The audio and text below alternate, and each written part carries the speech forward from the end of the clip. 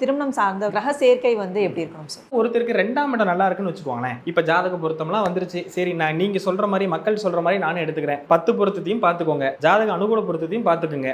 இதெல்லாம் நல்லா வந்துட்டாலும் கூட இன்னும் ஒரு பாயிண்ட் சேர்த்து பாருங்க. என்னன்னா, அதுல பண வசதி இருக்கக்கூடிய அமைப்புகள் இருக்கா?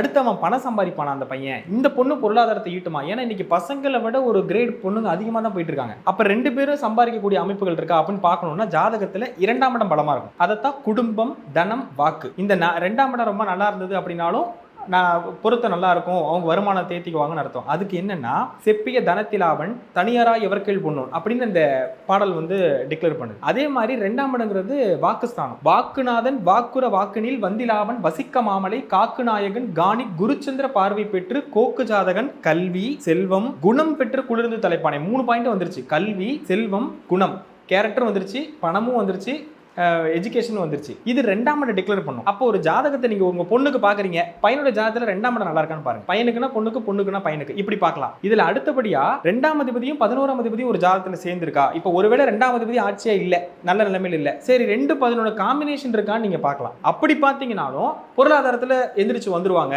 சக்சஸ் பண்ணிடுவாங்க. அதுக்கு தான் செப்பிய தனத்திலாவன் தனியரா எவர்கேள் பொன்னோன் ஒப்பில்லா லாபமானோர் உதயாதி தனக்கேளாகி கப்பிய ரவிபூமன் காரியும் அரவ நோக்க எப்பவும் குறைவில்லாத இமகிரி போல வாழ்வான். நல்ல செல்வத்துல ரொம்ப நல்ல பலமா இருப்பான்.